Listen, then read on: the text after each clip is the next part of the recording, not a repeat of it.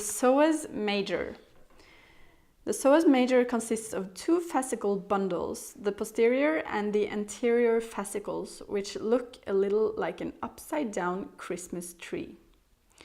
The posterior and anterior fascicles have different innervation, mistaken as a fusiform muscle that shortens 50% for hip flexion, produces a slight posterior pelvic tilt when the legs are weight-bearing and posterior pelvic rotation when it's working unilaterally. It is a pennate muscle with fibers that are 3 to 5 centimeters and 3 to 8 centimeters and can shorten 1 to 1.5 and 1 to 2.25 centimeters in hip flexion. So it does not have the range or force to perform hip flexion according to Gibbons' analysis of this muscle in 2001. As you see, it's been mistaken to be a fusiform muscle, where they thought that the muscle fibers are running downwards like this, and therefore flexing at the hip joint. However, they see now that it's a pennate muscle, which means that some fibers are running from the backside here and to the front, and the front side, the anterior part, is the opposite. So if this is the back side of the muscle, it runs into its own connective tissue, and the front side runs into the same connective tissue. So it's lying there as an upside down Christmas tree.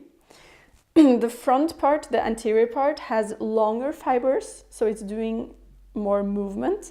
The back part has very short fibers. It's segmental, so it's just for each and every segment of the spine. So that means if it's lying like this, it doesn't have a pull in this direction as much. It's actually more pulling axial. So it's just pulling together and holding the spine together, especially the back part.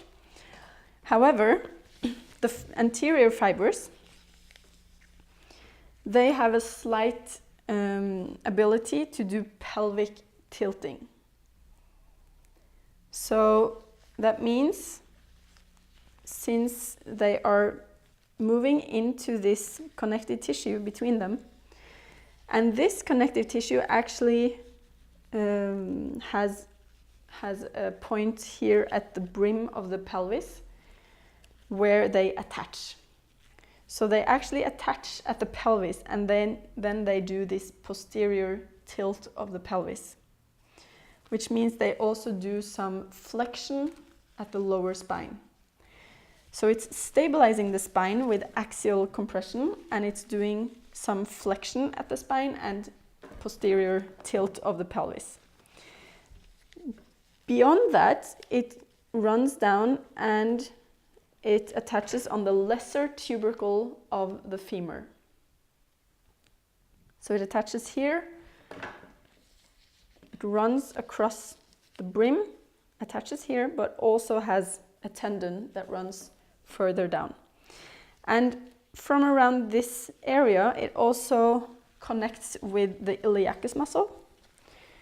The iliacus muscle that is inside of the pelvis, and they form a tendon together, which attaches to the trochanter minor on the femur. Therefore, this muscle has many times been called the iliopsoas muscle, together with the iliacus, but don't do that.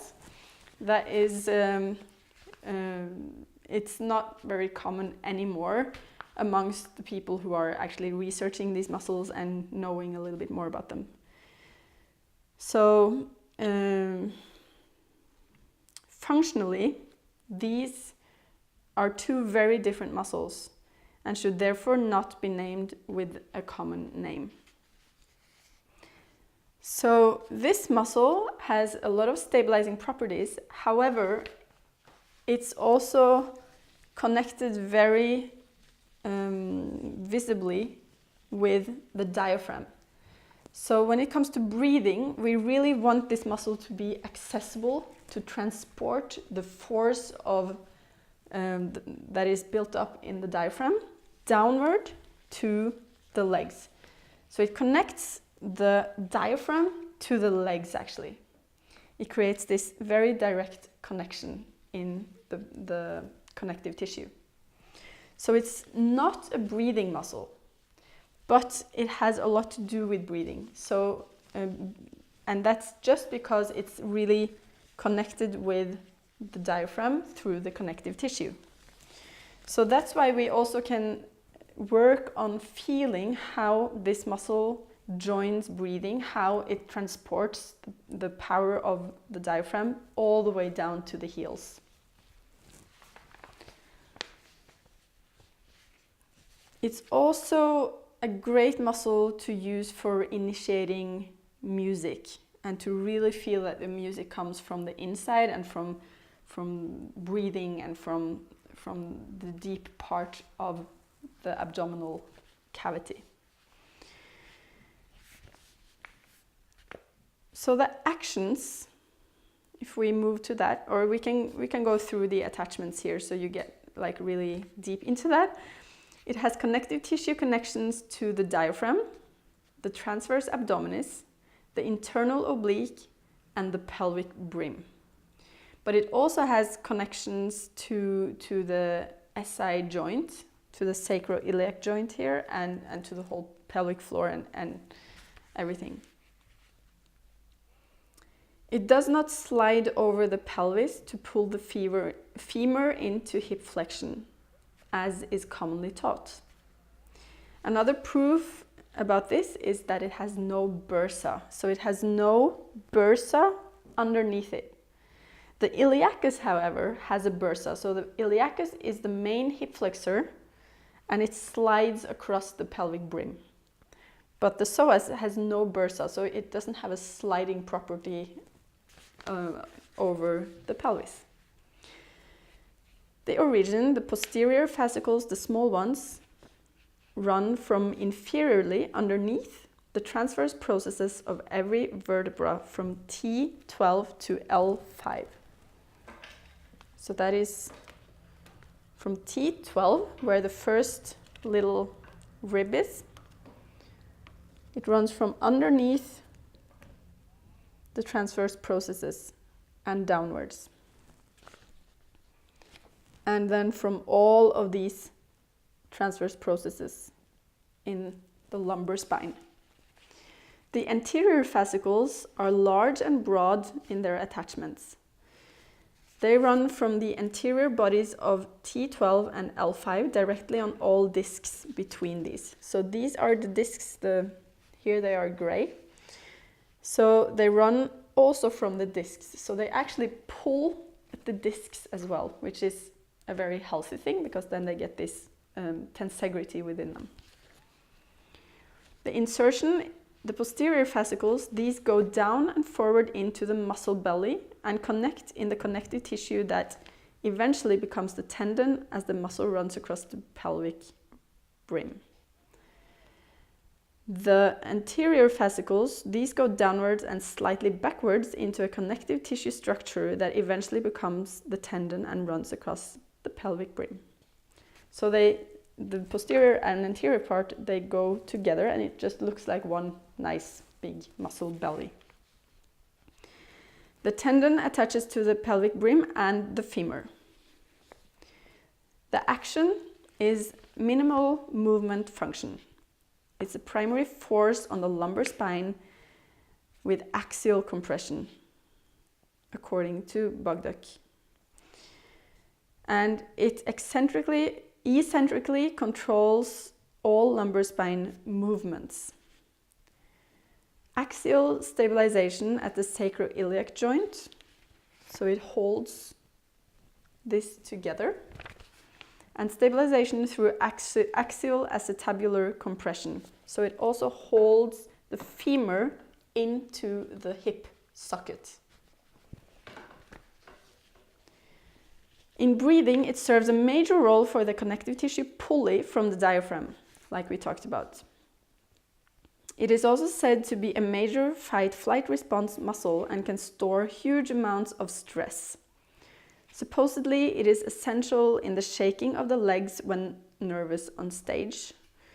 which is a positive and natural response to lower the stress levels in the body. However, on stage it might be challenging to play while shaking.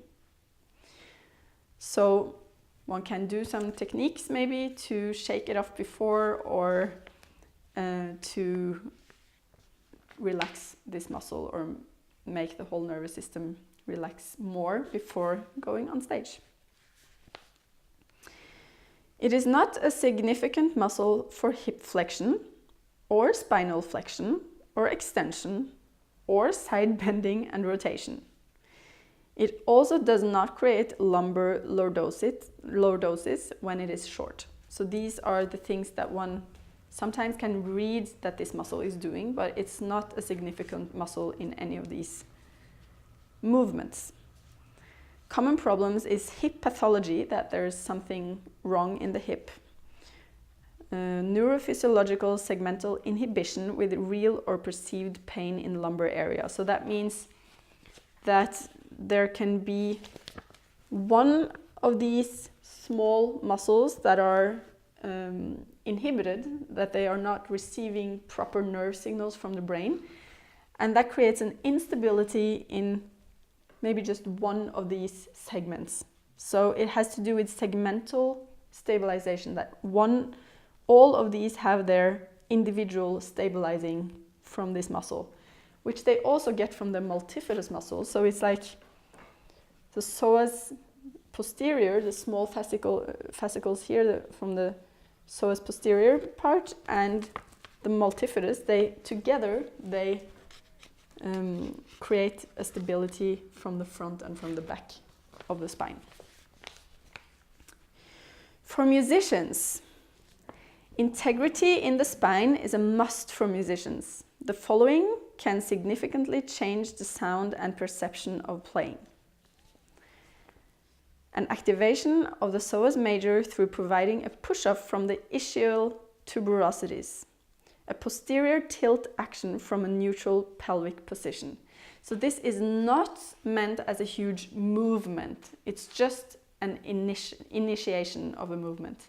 So if you're sitting on your sitting bones, on your ischial tuberosities, which are these big, huge bones underneath here, and you are placed slightly in front of them, like we train, and then you just dig them a little bit into the chair. It's like doing an initiation of the posterior tilt, but it's like pushing them into the chair, and you can feel how your spine gets this nice stabilizing feeling. So you can test it right now and just sit on your ischial tuberosities and then just push them a little bit into the chair and letting it push, like going slightly in the posterior tilt of the pelvis, but not really doing a huge movement of posterior tilt. Or alignment and integrity through the lumbar spine. So these are important things to change the sound and perception of playing. Or connecting the lumbar spine through the typical L1 to T12 problem area, part of the diaphragm and the psoas connection. So the psoas and the diaphragm are connecting in different places. It's both, like the diaphragm moves all the way down to L3, and the psoas, these are both attached into the ligaments and all the connective tissue at the front of the spine. But they also have this nice connection through the connective tissue here, right below the diaphragm. But this is a very problematic part of the spine. So you have the T12 and the L1 area. This is very often malaligned. So it's mostly that the T12 is pushed forward slightly. So just getting this a little bit posteriorly and getting people to breathe into this area can do a lot for the transportation of the psoas down to the legs or down into the sitting bones. Letting go of all excessive force through focusing on letting go in the deep abdominal back wall at the psoas. So when you're using these deep muscles, it doesn't feel like tension, but it feels just like you have more stability and power. So you don't want to tense up or feel like this tense sensation. And also to get this resilience or this response in the muscle, you want it to also be able to relax and to have it respond to movement more than standing there and holding. So you want this also anticipatory action of this muscle, that it's anticipating the music that you want to make. So this comes in the last point here, like also focusing on playing musically from the psoas provides the segmental control of the spine and can give more refined changes of direction of phrasing through the deep core. So it's a really nice feeling for people to visualize this muscle and to feel that they can access it and really actually express music from the deep core. It is not an inactive muscle, although it has to be very accessible for movement or breathing. It has to be accessible for everything happening in the deep core. However, when it is active in the right way, it will feel soft, juicy, and spontaneous and give a sense of deep, free breathing. So observations that you can do. One can observe integrity and connection and power through the lumbar spine in action. So you can see if somebody's like holding and being stiff in that area, or if they are heavy into their sitting bones and they are using their body there. And it doesn't have to look like movements like this, like using it like that. It's more like having the axis on the inside. So you want to see this connection and integrity combined with being able to let go against gravity. So this heaviness into the sitting bones. You will train your eyes to see if people are holding themselves on the ischial tuberosities, like sitting straight, and I'm very good at sitting straight, or if they can sink into them, or even have like this slight pushing away from them, which is a small action in the psoas. And start from a resting point with pushing off from the ground. So that means first just feeling the weight and then pushing slightly away from it to get this power that you can have behind your playing. So we don't just want to sit there on the ischiotuberosities, we want to use them, and this is one of the muscles that keeps us using this pushing away from the chair without tensing up a lot of excessive muscles. And also actually breathing into the ischiotuberosities. So a great way to check is to relax in the groin and remove all obstacles like bad chairs and clothes that hinder the availability to gravity. So it's very common that people have a little bit tight pants on. That is actually just keeping them from resting the pelvis in a good position and using the ischiotuberosities for movement. So opening the pants and pulling your skin backwards and just really being able to sink into the sitting is so nice. Observing the availability of the thoracolumbar joint and the lumbar spine in breathing can tell a lot about the availability of the psoas major. So that was this area. However, you don't want to teach people that breathing is breathing into the back or breathing is breathing into the psoas, because it's amazing how people can misunderstand and start like breathing out into the psoas or breathing into the back, and it doesn't really connect. You know, you want it to be a whole body breathing, but you also want to have this area accessible. So maybe the first time or the first times you really have to feel breathing into this area, and you can hold on the spinal processes and make people breathe into that. But it's not about pushing it out or compartmentalizing it, that you're breathing into this area or that area, but it's really getting the whole spine axis in the breathing. So excessive lumbar extension, like hanging in the, or being sway back, like hanging there, or thrusting the ribs forward, is also when the pelvis is too much anteriorly tilted. It can give indications on the integrity of this muscle. So traditionally, there is a test that therapists have been using called the Thomas test. This is no longer regarded as a valid test to test the psoas major, because the Thomas test tests 7 anterior hip structures that can also contribute to a positive Thomas test. So previously, one thought the psoas is so tight, I have to stretch my psoas, and they're pulling and stretching at the hip joint. But this is not really the case anymore, that they think about the psoas as being too short. It's more, it could be the iliacus that is too short, or the rectus femoris that is too overactive. But the psoas is rarely too short. It's rather maybe sometimes even too long, that one has been resting on the tendon and it's been pulled long.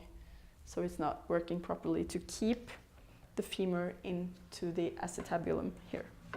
Acetabulum is the ball and it's the socket of the ball and socket joint. Okay, so breathing, feeling that the psoas is transporting the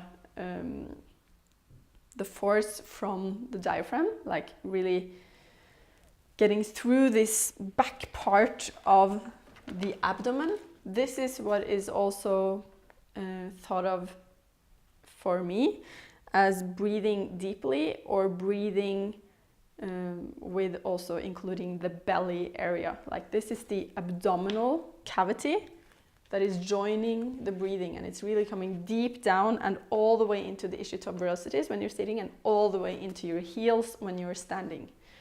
So you can't get much deeper than that. So there's no air coming through the diaphragm. The air stops around here, but it can pull on the structures in the connective tissue all the way down and all the way up to the skull. So that's a total whole body breathing, including the psoas major, which one has seen has a major role in this pulley from the diaphragm.